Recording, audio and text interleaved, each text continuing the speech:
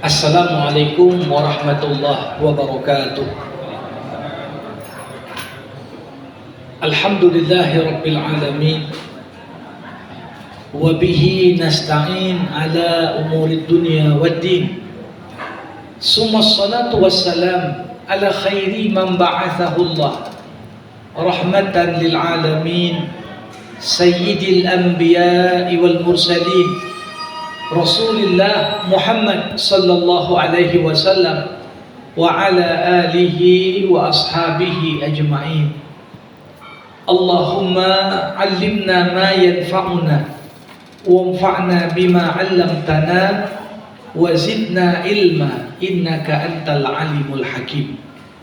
Bapak-bapak, ibu-ibu, saudara-saudari, kaum muslimin dan muslimat jamaah fardu maghrib beserta isya di Masjid Al-Muhajirin yang dirahmati Allah Subhanahu wa taala.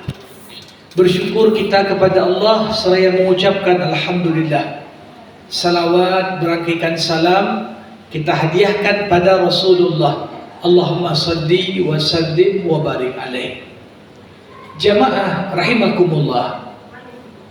Malam hari ini kita akan membersamai surah Al-Isra atau juga dikenal dengan surah Bani Israel. Surah urutan ke-17 sesuai dengan susunan surah-surah dalam Al-Quran. Surah ini termasuk di antara kelompok surah Makkiyah, turun sebelum Nabi Muhammad hijrah, dan secara spesifik para ulama mengatakan surah Al-Isra ini turun di akhir periode Mekah. Artinya kalau peristiwa Isra dan Mi'raj itu juga di akhir keberadaan Nabi di Mekah, maka surah Al-Isra pun ini diperkirakan turun di tahun terakhir Rasulullah berada di Mekah Al-Mukarramah. Dalam banyak riwayat disebutkan nama yang populer untuk surah ini di kalangan para sahabat adalah Bani Israel, bukan surah Al-Isra. Justru nama surah Al-Isra baru muncul kemudian. Kenapa dinamakan surah Al-Isra? Jawabannya jelas, karena di ayat pertama cerita tentang peristiwa Isra Rasulullah, dan tidak ada ayat lain dalam Al-Quran bercerita tentang Isra kecuali di ayat itu.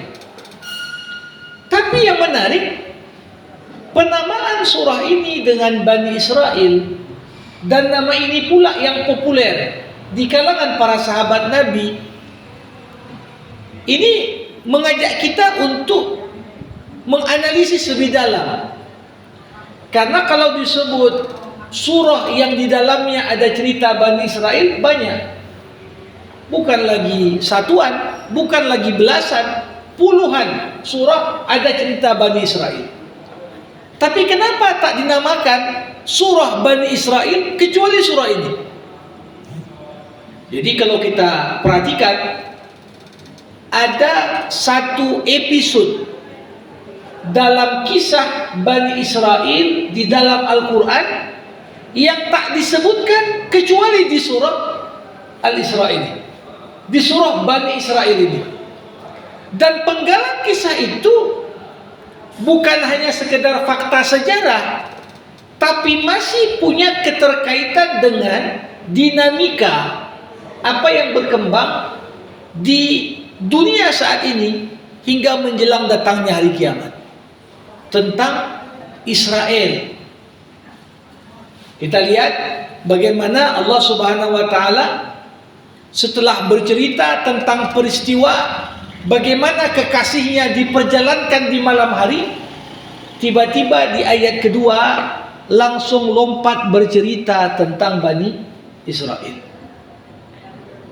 Wa ataina Musal kitab wa ja'alnahu hudan li Bani Israel alla tattakhidhu min duni wakila dzurriyyata man hamalna ma'anu innahu kana 'abdan syakura. Allah ceritakan bagaimana Bani Israel ini di awal Ini satu kaum yang punya banyak keistimewaan. Bagaimana tidak? Kaum ini dinamakan Bani Israel, itu saja sudah merupakan kehormatan. Karena Israel adalah julukan yang diberikan kepada Yakub alaihissalam. Kalau Ibrahim punya dua anak, Ismail dan adiknya Ishak.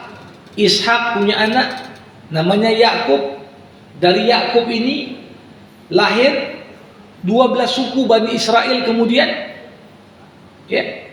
Salah satunya adalah Yusuf, anaknya yang menjadi nabi. Tapi kemudian keturunan dari Yakub semuanya dinamakan Bani Israel. Isra artinya abdun, orang yang menghambakan dirinya. Dalam bahasa Ibrani artinya Tuhan. Jadi Israel dalam bahasa Ibrani padanan kata Abdullah dalam bahasa Arab. Jadi Bani Israel keturunan seorang hamba yang beribadah dan berubudiyah pada Allah. Jadi pada penamaan itu tidak ada sedikit pun isyarat konotasi negatif. Makanya digambarkan, kami berikan pada Musa kitab suci, itulah Taurat. Wa ja'alnahu hudan li Bani Israel. Taurat diturunkan sebagai petunjuk untuk disampaikan oleh Musa kepada kaumnya Bani Israel. Tapi amanah Allah apa? Allah tattakhidhu min duni wakila. Jangan kalian jadikan ada sesembahan lain tempat kalian menggantungkan harapan kepadanya selain aku, kata Allah. Tapi yang terjadi adalah bagaimana pengkhianatan terhadap amanah yang Allah sampaikan dalam Taurat ini, sebagaimana digambarkan pada ayat kedua dan ayat ketiga. Maka digambarkan di sini penggalan kisah Bani Israel yang penting sekali, sehingga surah ini layak dinamakan dengan Bani Israel. Kenapa?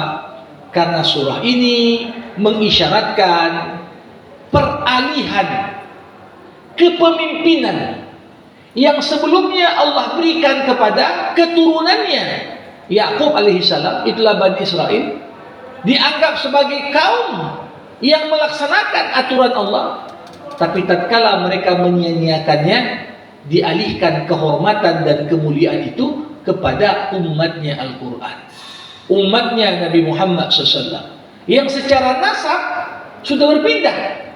Kalau Bani Israel itu asalnya adalah Bani Ishak, dari keturunan Ishak, maka Nabi terakhir tak lagi dari keturunan Yakub, tapi justru dari keturunan Ibrahim di sisi anak yang lain, Bani Ismail. Itulah Muhammad sallallahu alaihi wasallam yang diutus dari bangsa Arab. Bapak Ibu, para hadirin rahimakumullah. Cerita Allah tentang Bani Israel di surah Isra ini, di dalamnya terkandung satu aturan hukum Allah atau yang kita sebut sunnatullah, yang tetap akan berlaku sampai hari kiamat. Apa yang Allah sampaikan di sini? Allah katakan, wa qadaina ila bani Israil fil kitab la tufsidunna fil ardi marratain wa la ta'lunna uluwan kabira. Kami telah tetapkan Bani Israel itu dalam kitab suci mereka disebutkan mereka akan buat kerusakan di bumi 2 kali. Dan mereka pasti akan menyombongkan diri dengan segala kekayaan, kekuatan yang mereka punya atas umat manusia yang lain. Nah, digambarkan fa idza jaa wa'du ulahuma ba'athna 'alaikum ibadan lana uli ba'sin syadid fajasu khilalad diyar. Kapan momentum pertama? Disinilah terdapat perbedaan di antara para ahli tafsir. Ada di antara ahli tafsir yang mengatakan janji Allah Bani Israel 2 kali melakukan kerusakan, itu dua-dua sudah terjadi. Dua-dua sudah terjadi. Disetirlah fakta sejarah bagaimana dulu ketika kerajaan Daud dilanjutkan dengan anaknya Sulaiman, Israel Raya. Bahkan setelah Sulaiman meninggal dunia, terpecah kerajaan Israel Raya ini menjadi dua bagian, utara dan selatan. Di momen itu Israel menjadi negara yang lemah, khususnya setelah serangan dari Babilonia. Disebutkan dalam sejarah ada raja Babylon namanya Bukhtanasar, Nebuchadnezzar. Dalam bahasa Latin, dalam bahasa Arab namanya Bukhtanasar. Diseranglah kerajaan Israel Raya ini hingga pada akhirnya tercerai-berailah mereka. Dianggap itu kali pertama. Dan kali kedua kapan? Ketika orang-orang Yahudi, orang-orang Israel yang tinggal di Madinah udah kuasai Madinah lewat tiga kabilah, Bani Nadir, Bani Qainuqa, Bani Quraiza. Ketika mereka berbuat kerusakan di muka bumi, mereka pun kemudian diusir dari Jazirah Arab oleh Rasulullah Muhammad SAW. Jadi sebagian mufassir klasik menganggap dua kali kerusakan itu sudah terjadi, dan dua kali azab Allah untuk Bani Israel sudah berlaku. Tapi kecenderungan dari para ahli tafsir modern, khususnya pasca abad 20 dan abad 21, ini menganggap kerusakan pertama sudah terjadi, tapi kerusakan kedua sekaranglah terjadi. Jadi kalau kita lihat misalnya gimana tafsiran Said Qutb tentang kerusakan Bani Israel ini, kemudian beberapa ahli tafsir kontemporer, ya, ini banyak memandang bahwasanya tidak tepat kalau dikatakan Bukhtanasar, Nebuchadnezzar itu sebagai penumpas Bani Israel yang pertama, karena digambarkan janji Allah Bani Israel ini akan dihancurkan oleh kelompok orang yang beriman. Sedangkan Nebuchadnezzar ini kan bukan orang beriman. Jadi kali pertama itu adalah kerusakan mereka di awal periode Rasulullah di Madinah, dan Nabi hancurkan mereka hingga kemudian terusir dari Jazirah Arab. Kemudian kali kedua tentunya setelah janji Balfour, setelah pasca Perang Dunia Kedua, yang kemudian Inggris membackup berdirinya negara Israel.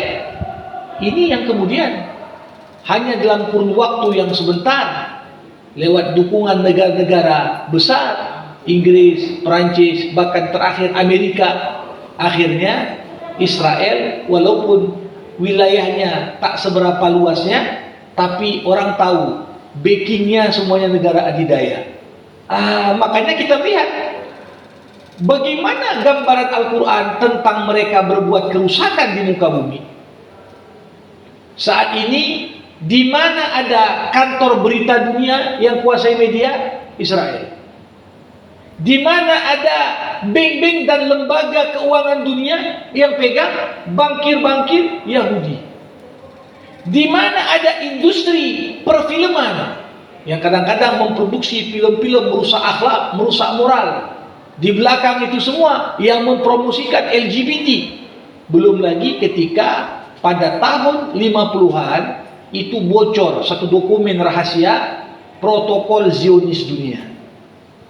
Ya, walaupun orang mengatakan itu nggak betul, nggak asli, tapi pada hakikatnya bocornya data tersebut menggambarkan bagaimana gerak langkah Israel untuk menguasai dunia ini sedikit banyak sangat relevan dengan konteks yang kita hadapi seperti saat ini. Jadi kecenderungan tentunya memahami bagaimana kerusakan itu masih sedang terjadi sekarang. Dan Allah Subhanahu wa taala tegas mengatakan di surah Al-Isra ini. Apa kata Allah? In udtum udna. Kalau kalian balik buat kerusakan, kami akan balik menghancurkan kalian. Jadi ini Makanya kalau kita perhatikan para hadirin rahimakumullah, bagaimana ya spektrum dari orang-orang Israel ini pun banyak. Ada orang Yahudi yang nggak pro terhadap Zionis. Ada Yahudi Zionis. Ada Yahudi justru menentang Zionis. Banyak sekali spektrum-spektrum mereka. Tapi artinya ya digambarkan di sini, bahkan di banyak kalangan Yahudi meyakini kerusakan yang dibuat itu akan mempercepat hancurnya negara Israel. Allah yarham Syekh Ahmad Yasin, pendiri Hamas. Beliau juga seorang ahli tafsir Al-Quran. Lewat ayat ini dan hitung-hitungan dari beliau katakan, saat ya bisa dikatakan belum nampak sedikit pun kekuatan umat Islam untuk melakukan perlawanan, Syekh Ahmad Yasin waktu itu sudah menegaskan akhir Israel 2026. Jadi bagaimana hitungannya? Wallahu a'lam. Tapi ini boleh jadi tentunya selain satu sisi memberikan semangat kepada mujahidin yang ada di sana, tapi juga tentunya berangkat dari optimisme memperhatikan bagaimana Allah Subhanahu wa taala menyebutkan tentang ya akhir dari Israel, in uttum udna. Kalau kalian balik membuat kerusakan, kami akan balik untuk membinasakan. Itulah janji Allah. Para hadirin rahimakumullah, pembuka cerita sekilas tentang Bani Israel ini sebenarnya hanyalah pintu untuk menghantarkan kita kepada apa yang menjadi tema utama dari surah Al-Isra ini. Jadi tema utamanya bukan cerita Bani Israel, walaupun nama surahnya Bani Israel.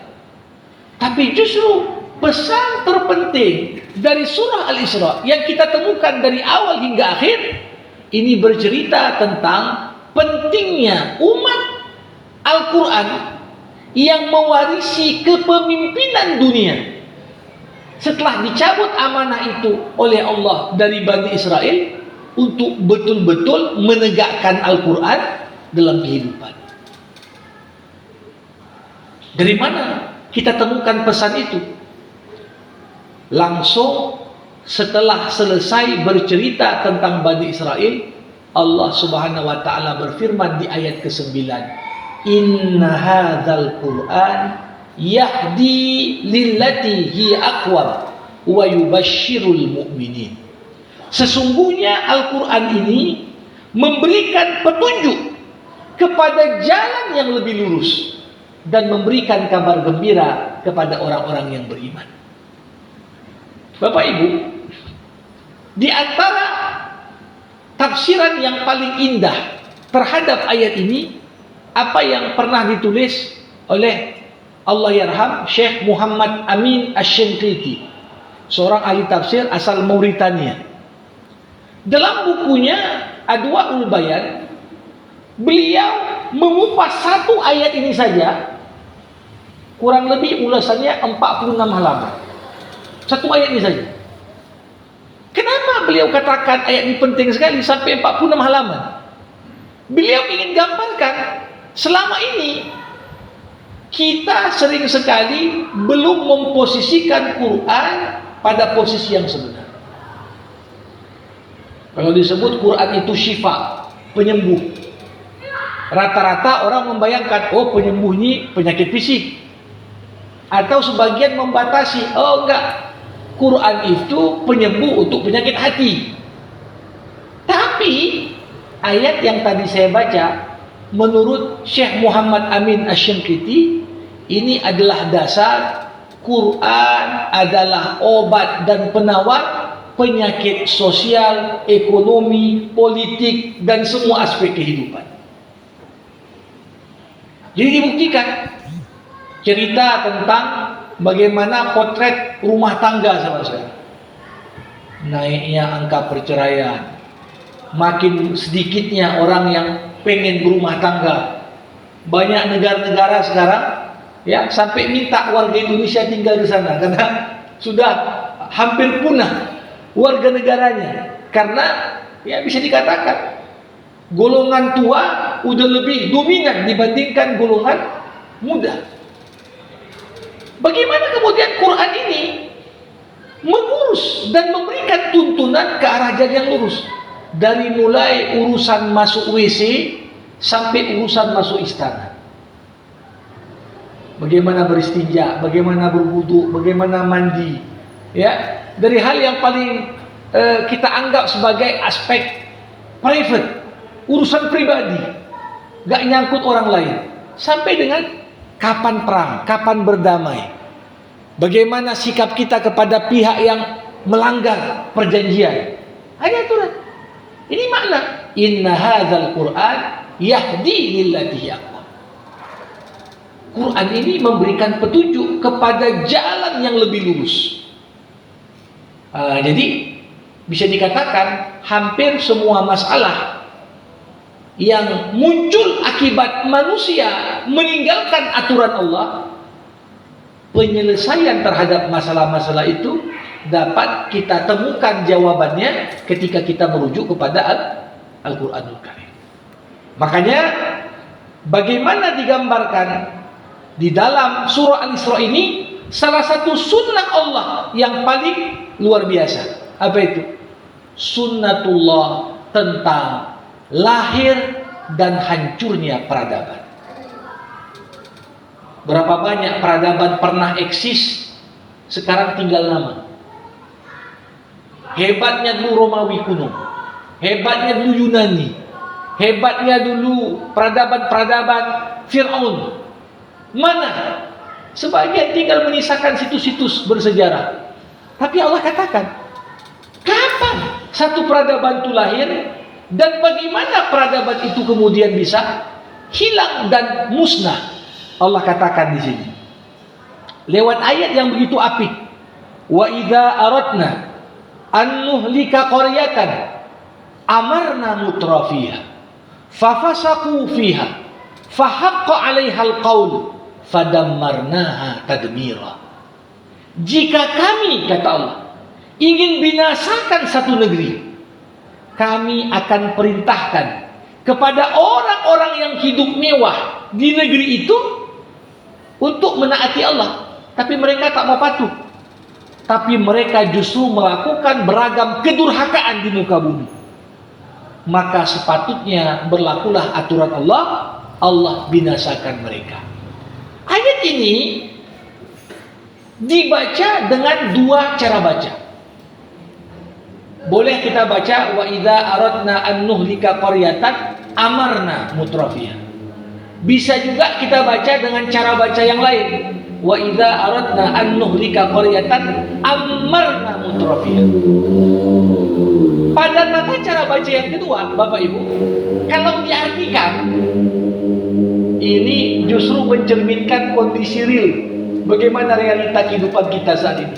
Kalau kami, kata Allah, ingin hancurkan satu negeri, kami jadikan pemimpin negeri itu golongan yang memamerkan kehidupan mewah di tengah kesenjangan ekonomi dan sosial dengan masyarakat. Saat orang untuk makan aja payah, anak-anak pejabat posting untuk kasih nampak, ini roti ini 400.000 ku makan katanya. Ini artinya apa? Ini bukan sesuatu yang baru. Ini adalah hukum Allah yang pasti berulang. Sehingga artinya apa?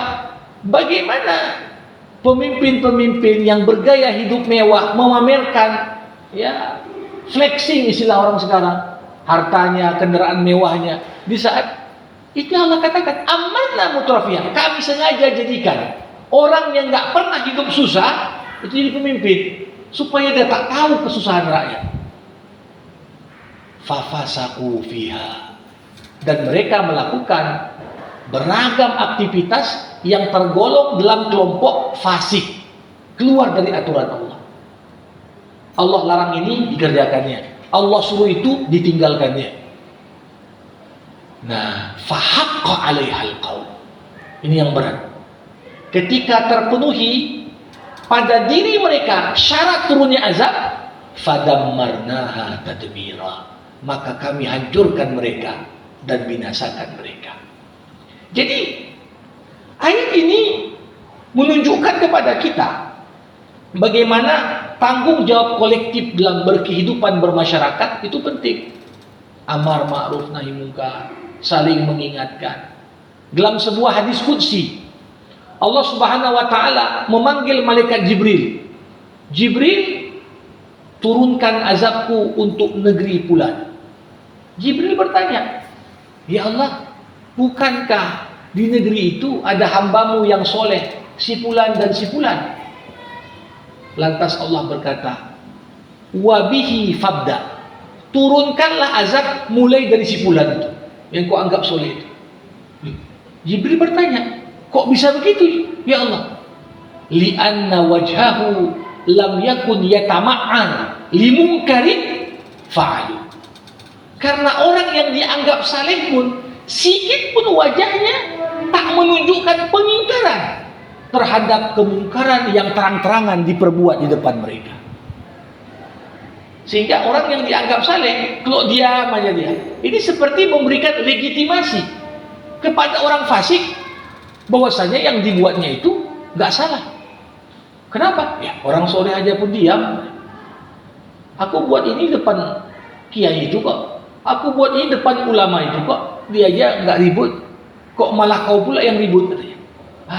Lantas kemudian yang ribut dianggap ini kaum gagal move on katanya. Jadi ketika orang sampaikan satu kebenaran, kemudian tak mau diterima, tak jarang yang tak mau menerima itu beralibi, beralasan, menggunakan argumen-argumen. Tengoklah, Syekh Fulan dia pun aman ya, nggak ada dia ngomong apa-apa sama kami.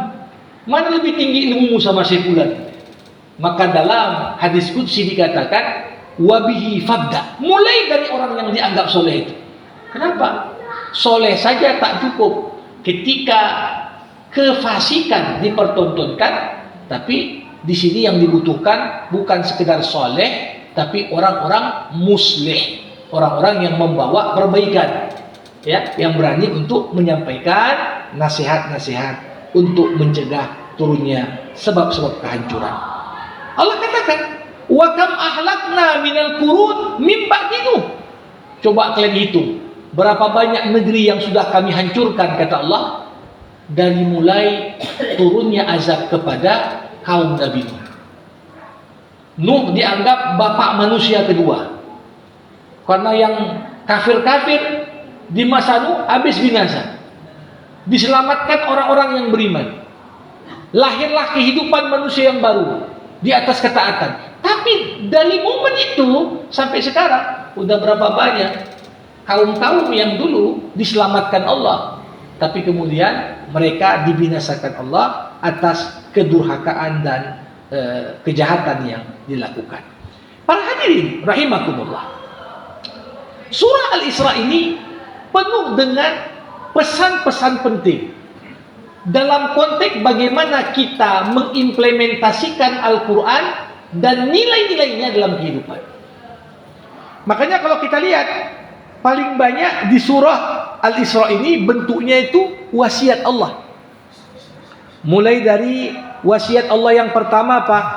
Wa qadha rabbuka alla ta'budu illa iyyah wa bil walidaini ihsana. Allah buat ketetapan, jangan kau sembah selain Dia, dan berbuat baiklah kepada kedua orang tua. Ditegaskan lagi, nilai Quran itu apa? Tercermin apakah seorang anak mengamalkan Quran atau tidak dilihat dari bagaimana dia berinteraksi dengan orang tuanya, khususnya orang tuanya di masa senja. Imma yablughanna indakal kibara ahaduhuma aw kilahuma fala taqul lahumu uffin wala tanharhuma wa qul lahumu qawlan karima wakhfid lahuma janaha zulli minar rahmah wa qur rabbirhamhuma kama rabbayani shaghira. 5 nilai Quran dalam berinteraksi kepada orang tua yang udah lanjut usia. Pertama Pak, jangan sekali-kali bilang ah. Kalau ah aja nggak boleh, apalagi maki, kan begitu. Ah saja 2 huruf dilarang, bisa berpotensi melahirkan kedurhakaan, apalagi sampai mengejek, memaki. Kemudian apa? Wala tanharhuma, jangan bentak. Wa qul lahuma qaulan karima. Ucapkanlah kata-kata yang menunjukkan penghargaan dan penghormatan kepada orang tua. Bukan hanya itu, wahfid lahuma, merendahlah kau depan orang tua. Mungkin engkau sekarang kaya, engkau sekarang pejabat, orang tua mungkin petani, orang biasa. Tapi seorang anak tak boleh dia sedikit pun menunjukkan dirinya itu tinggi, hebat di hadapan orang tuanya. Justru merendah, itulah adab dan akhlak. Dan yang terakhir, wa qur rabbirhamhuma kama rabbayani shaghira. Disuruh kita berdoa, minta agar Allah mencurahkan rahmatnya kepada orang tua kita. Kemudian ada wasiat lagi. Apa itu? Berbuat baik kepada kerabat, orang miskin, ibnu sabil. Jangan berbuat mubazir. Mubazir itu saudaranya setan. Para ulama menjelaskan hakikat arti mubazir. Selama ini banyak kita gunakan kata mubazir bukan pada tempatnya. Anak ambil nasi banyak, dibilang maknya, jangan banyak kali nanti mubazir. Arti mubazir membelanjakan harta pada sesuatu yang haram. Mau sedikit, mau banyak, namanya mubazir. Kalau kita gunakan harta, pergi dia ke swalayan, tengoknya, ini bir ini diskon 99%, belilah dia. Mungkin dengan kalkulator dunia untung, tapi 1 perak pun kita belanjakan untuk yang haram, itu namanya mubazir. Sedangkan ngambil nasi banyak-banyak, tamak, ini namanya bukan mubazir tapi israf. Kulu wasrabu wala tusrifu. Tusrifu artinya berlebihan. Kapasitas perut pun ada, kapasitas tubuh kita pun ada. Jangan kita melakukan sesuatu yang mubah ataupun boleh tapi dengan berlebih-lebihan. Itu juga dilarang dari sisi agama. Bapak Ibu rahimakumullah. Kemudian perintah untuk bersikap moderat. Jangan kau jadi orang yang royal, jangan pula jadi orang yang kikir gitu. Ada orang royal kali keluar tapi tak ingat anak istri. Ini tak betul. Ada orang pelit kali sampai digambarkan di sini, jangan kau jadikan tanganmu terbelenggu di lehermu. Ini bentuk kata-kata ungkapan gak mau keluar uang sedikit pun. Karena kalau orang tangannya terbelenggu, gak mungkin dia merogoh kantongnya. Sehingga dianggap tangan terbelenggu itu bentuk kata-kata metaforis menggambarkan sikap kikir. Jadi gak boleh terlalu kikir, gak boleh juga terlalu royal. Tapi agama mengajarkan pertengahan. Kemudian digambarkan lagi, jangan kau bunuh anakmu gara-gara kau takut miskin. Jadi ada larangan bunuh anak karena miskin, ada larangan bunuh anak karena takut miskin. Larangan membunuh anak karena miskin berarti anaknya udah lahir, tapi dia nggak yakin akan rezeki sama Allah. Udahlah, anak ini kita bunuh aja lah. Kenapa? Daripada mati lapar. Tapi ada ungkapan yang lebih dalam. Jangan kau bunuh anakmu karena takut miskin. Artinya anaknya belum lahir lagi, masih dalam perut. Dibilangnya, abang kan PNS, nggak mungkin ditekafur ini. Udahlah kita aborsi aja lah deh. Nggak bisa begitu. Sehingga ketika seorang itu takut atas rezeki anaknya, seakan-akan dia itu tak yakin Allah itu mensifati dirinya dengan Ar-Razzaq, yang maha memberikan rezeki. Bapak Ibu, kemudian jangan dekati zina, kata Allah. Kemudian jangan kau bunuh jiwa kecuali dengan alasan yang dibenarkan agama. Apa aja alasan boleh membunuh? Pertama, karena kisos. Ada pembunuh dengan sengaja, boleh dibunuh. Tapi bukan main hakim sendiri, lewat mekanisme pengadilan. Pengadilan berikan pilihan, kau mau kisos? Ya, boleh bunuh. Yang kedua, kalau ada orang berzina setelah menikah, itu halal darah. Tapi sekali lagi, bukan main hakim sendiri, lewat pembuktian di pengadilan. Betul nggak ada 4 orang saksi? Ada nggak pengakuan? Baru boleh dirajam sampai mati. Kemudian yang ketiga, orang yang murtad. Dan para ulama mengatakan di sini murtad yang mempromosikan kemurtadannya. Jadi ada orang murtad diam-diam, kita pun tak tahu ya dia murtad. Tapi ada orang setelah murtad buat postingan di YouTube. Dia bilang tak betul Islam ini, gini. Yang bagus sekarang, aku jumpa dengan ini dan itu misalnya. Dia promosikan kemurtadannya. Ini lewat mekanisme pengadilan sekali lagi ada alasan untuk boleh dibunuh sesuai dengan aturan Islam. Para hadirin rahimakumullah, kalau kita perhatikan satu ayat menarik wasiat Allah di surah Al-Isra ini. Wasiat yang menggambarkan pentingnya kita menghormati spesialisasi bidang. Di zaman, menurut salah seorang penulis Amerika, sekarang namanya the death of expertise, matinya kepakaran.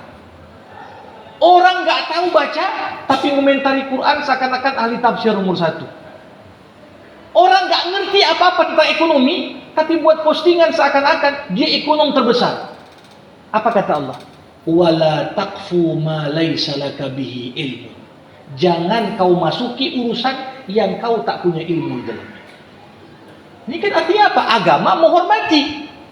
Bahkan ketika seorang mau menafsirkan ayat Quran, menyentuh pula lah ilmu fisika, menyentuh pula lah ilmu biologi.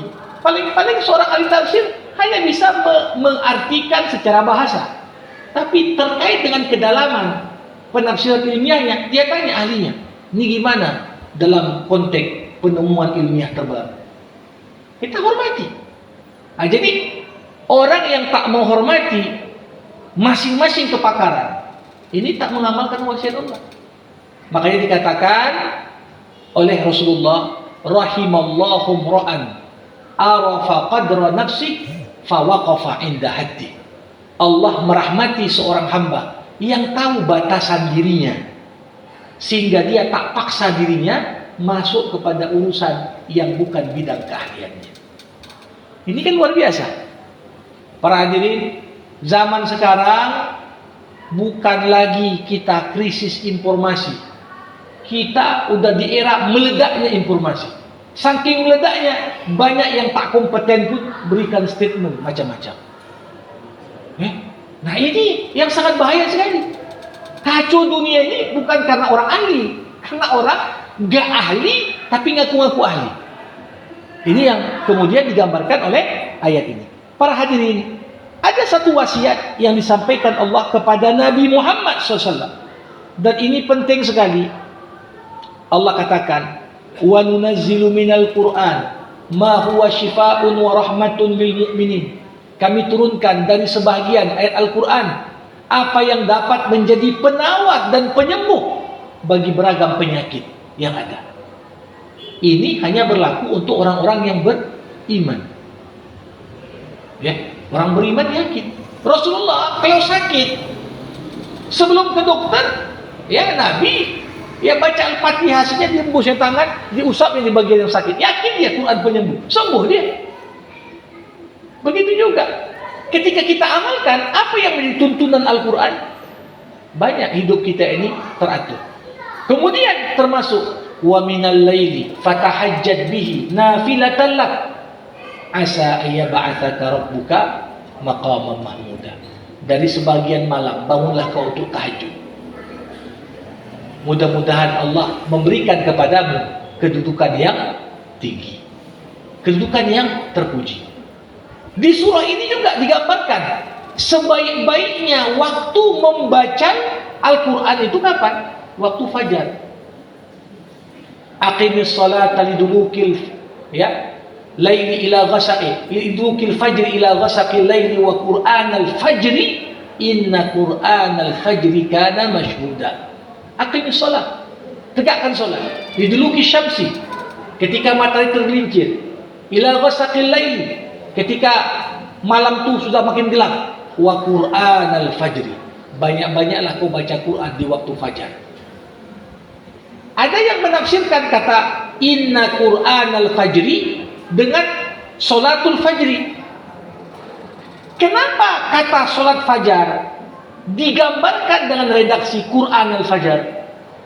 karena satu-satunya solat di mana Rasulullah SAW mendorong kita memperpanjang bacaan hanya solat subuh. Solat-solat lain janganlah baca panjang-panjang kali.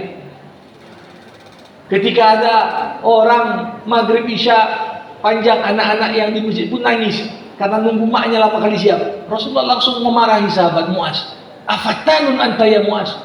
Tapi kalau sholat subuh ini kadang-kadang Baqarah tambah Ali Imran pun ya nggak masalah. Sehingga karena waktu fajar itu dianjurkan untuk memperbanyak bacaan Al-Quran baik dalam sholat ataupun di luar sholat, sehingga digunakan kata inna Qur'an al-fajri, bukan inna sholat al-fajri. Artinya apa? Seakan-akan sholat itu baca Quran semua, saking banyaknya lah dan panjangnya lah bacaan Quran yang kita baca saat itu. Ini beberapa poin-poin yang dapat kita sampaikan di kesempatan kali ini. Tentunya dengan keterbatasan waktu, banyak pesan lain yang tak mungkin bisa kita ungkap seluruhnya di kesempatan berbahagia ini. Demikian yang dapat saya sampaikan. Waktu saya kira sudah masuk ya. Sudah masuk, kita padakan dengan doa. Alhamdulillahirabbil alamin. Hamdan yuwafi ni'amah wa yukafi'u mazidah. Ya Rabbana lakal hamdu kama yanbaghi li jalali wajhikal karim wa li 'azimi sultanik.